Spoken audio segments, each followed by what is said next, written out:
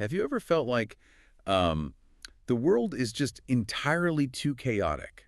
Like the basic rules of how to be a quote-unquote good person just keep shifting right under your feet. Yeah, literally overnight sometimes. Right. You wake up, you check your phone, and suddenly the moral expectations of society have been completely rewritten. It is exhausting. But, what if the secret to surviving this moral chaos wasn't about being what society calls a good person at all? Well, that is exactly what we are getting into today. Yeah, what if it meant abandoning everything you learned in school, refusing to pity anyone, and, like, focusing entirely on preparing your soul for a literal cosmic promotion? Yeah. Today, we are opening up a highly specific, um, provocative survival guide for the human soul. We are doing a deep dive into 3 texts written by an author named Xuefeng. Right, from October 2022, right? Exactly. Collectively, they're titled Being a Human Knowledge, Parts 1, 2, and 3. And I should warn you, this isn't a collection of vague, comforting platitudes. The author presents a rigid, almost uncompromising philosophical framework. It is a system claiming to lay out the exact knowledge you need to navigate life's crises, avoid becoming a, quote, demon or beast, as the text puts it, and, well, eventually sublimate into a celestial being. The unapologetic tone of these rules is honestly what immediately hooked me. I mean, the author just doesn't care about modern trends or making the reader feel comfortable. Not at all.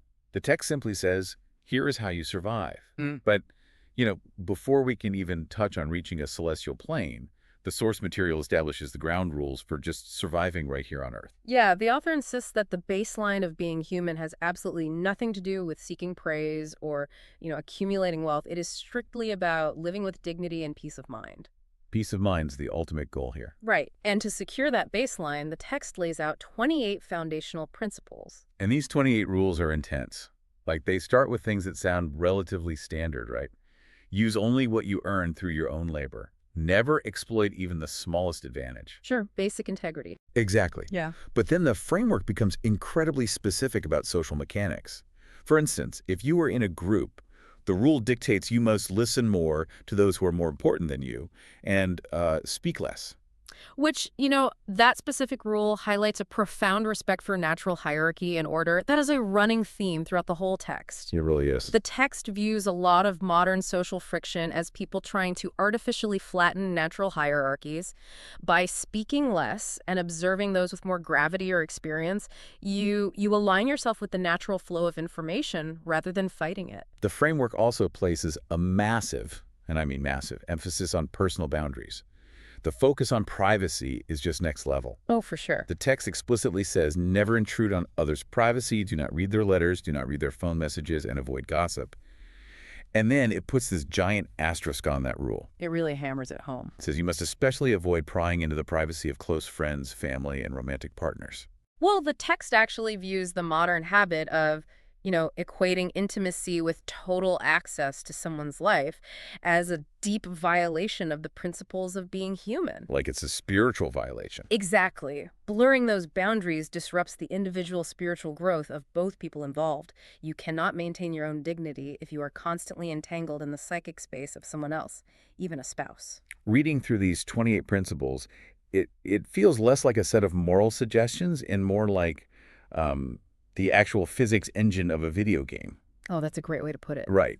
Like if you play a game and try to walk your character through a solid wall, the game breaks. The author is basically saying these rules are the literal physics of human morality. You can't cheat the code. You really can't. If you violate them, your character gets corrupted. You lose your human status.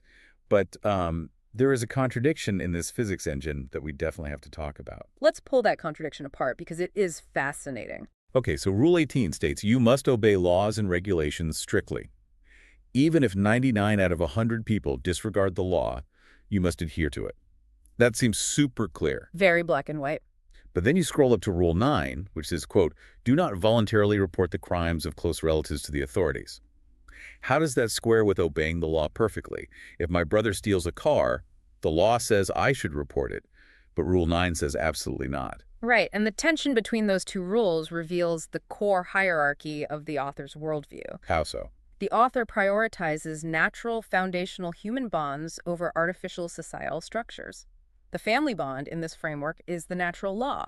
The government's law is, well, an artificial construct. So I am supposed to prioritize my natural ecosystem over the state's ecosystem. Precisely. The goal is harmonious interaction. You don't force outcomes that destroy your immediate natural relationships. Because reporting a relative would destroy that bond. It shatters a fundamental bond. You still obey the societal law yourself. You don't help him steal the car, you don't hide the car for him.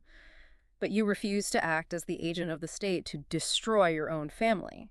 You maintain your personal integrity without actively generating chaos in your most intimate circle. Okay, so if my primary focus is maintaining this intimate natural ecosystem, how am I supposed to handle the fact that the entire world outside my door is incredibly chaotic? It's a great question. Because the source explicitly mentions historical upheavals, epidemics, and disasters going on around us. The survival mechanism for external chaos is active disengagement. Just unplugging entirely. Basically, yeah. The text states clearly that you must refuse to be swept up in collective emotional currents. You focus on completing tasks rather than engaging in idle chatter. You talk about matters, not people. One of my favorite directives here is to stay away from popular figures to avoid being influenced by fleeting trends, like just completely ignore influencers. The author demands radical detachment. And, perhaps the most challenging application of that detachment for a modern listener is the text's stance on empathy. Oh, yeah. This part is wild. The text explicitly warns the reader, do not tie yourself to the, quote, bandwagon of pity just because someone seems pitiable. The bandwagon of pity. When I read that phrase, I immediately pictured, like, a dangerous ocean rip current. That is exactly what it's like. Right. Because when you go to the beach and there's that hidden current under the water, societal outrage or massive waves of collective pity on social media act the exact same way. If you try to swim against a rip current, you drown from exhaustion. Yeah, you just get pulled under. And if you try to ride it, it sweeps you out to sea. You just have to swim parallel and stay out of the water completely. That analogy hits the core mechanism the author is describing perfectly. In this framework, forcing things or jumping into collective emotional swells goes against the natural way. By attaching yourself to the pity bandwagon, you are forcefully interfering with someone else's trajectory. Which is none of your business anyway. Right, and you're tying your own spiritual weight to a situation you don't fully understand. The text argues that doing so literally sows seeds of calamity. And the rules apply to judgment as well. The text notes that when it comes to the private matters of consenting men and women, you should never stand on a moral high ground to judge them. You just stay out of the rip current completely. The author backs that up with a harsh warning about the mechanics of the universe. Relying on human wit and intelligence will not save you from what the text calls the heavenly net. Let's define the heavenly net for the listener, just so we're clear. So the heavenly net is the inescapable web of consequences, karma, and universal law. You cannot outsmart the universe's physics engine. You can't just talk your way out of it. No, you cannot talk your way out of it with clever arguments. Only strict, unyielding integrity following those 28 baseline rules keeps your life intact through those stormy waves. But, to stay out of the rip current and navigate the heavenly net, you need to know which way the water is moving. If we shouldn't listen to popular figures, and we shouldn't follow societal trends, where do we actually get our wisdom? The source has a radical answer for this, which is throw out almost everything you learned in school. Yeah, the text introduces the concept of the book without words. According to the author, human knowledge, specifically in fields like politics, economics, history, sociology, and especially what it calls success literature, is mostly garbage. The exact phrasing is that success literature is, quote, nothing but harmful. The argument is that these fields rely on artificial, temporary societal metrics. They distort reality or provide short-sighted explanations that just don't help you maintain your humanity. They just add to the chaos. Exactly. Even philosophy is dismissed as a mere mental game. The only valid human books are those that reveal nature's actual mysteries, so math, physics, chemistry, biology. Everything else is just human noise. I have to call this out because reading this gave me pause. I think I know where you're going with this. Right, because this author has written a massive, highly detailed philosophical guide. Isn't it deeply ironic that a text outlining a vast framework of human behavior is simultaneously dismissing philosophy as just a mental game? It sounds like a total paradox until you understand how the author views their own work. The author doesn't categorize these texts as human philosophy. They present it as an instruction manual, So less philosophy, more... a direct translation of the universe's inherent rules. Oh, I see. So it's like a biologist describing how a cell divides. They aren't philosophizing about the cell. They're just reporting what the cell naturally does. Precisely. True wisdom comes from reading the book without words, which means observing the physical substrate of reality. You observe the sky, the earth, animals, plants, insects, and microorganisms. You just watch how the world works. Yes, you also objectively observe the natural joys and sorrows of human society without getting emotionally entangled. The logic is that people will deceive you. Success literature will absolutely deceive you.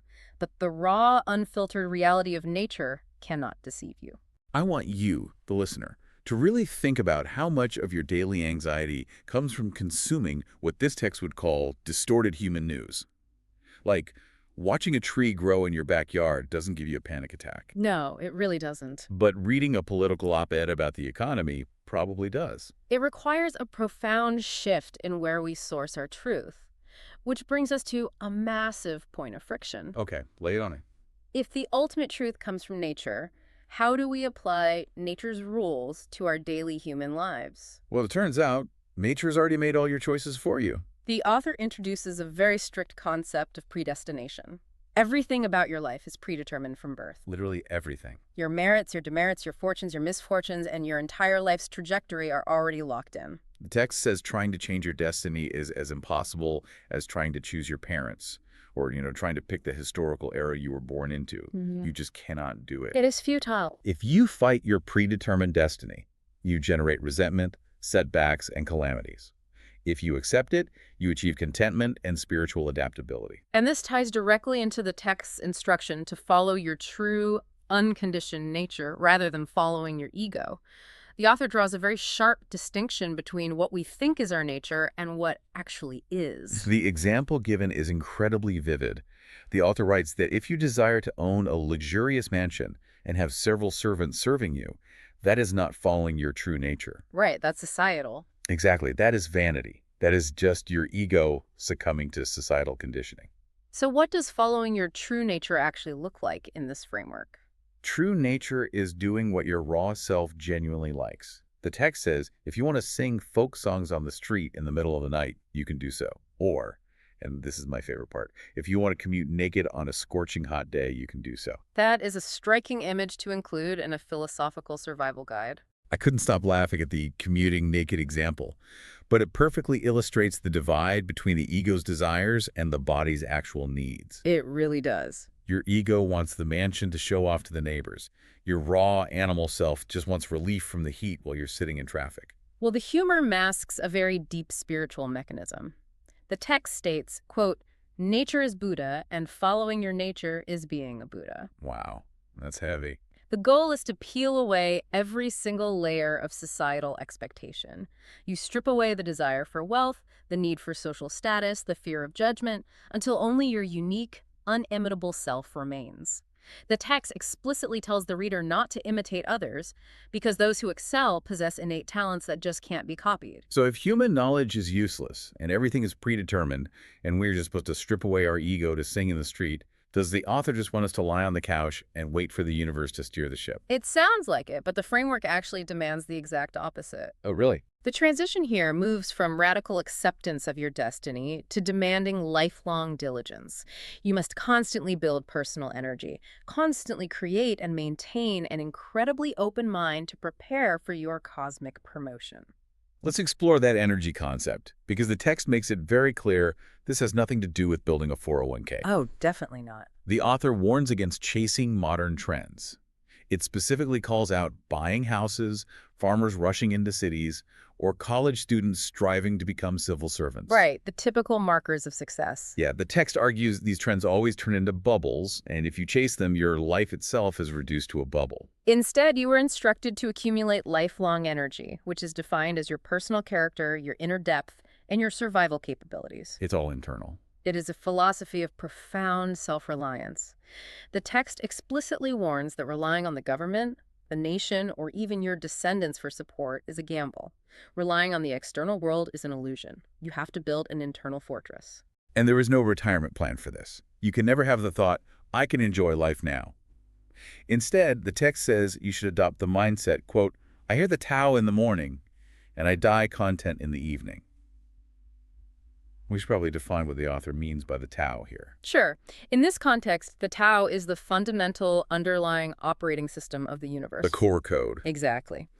Hearing the Tao means you have finally perceived the book without words clearly. You understand your place in the natural order. It is a call for continuous, relentless exploration, and a major part of that exploration is creation. Right, creating things. True sweetness in life doesn't come from material pleasures, but from mental and spiritual creation. You have to strive to create something out of nothing. Okay, the scope of the text just explodes here. It gives an example of what we should aspire to regarding this creative energy, and it points to the super celestials of the Celestial Islands continent. It is quite the pivot. Okay, put the brakes on for a second. Super celestials of the Celestial Islands continent. We're just talking about not gossiping and maybe commuting naked to beat the heat.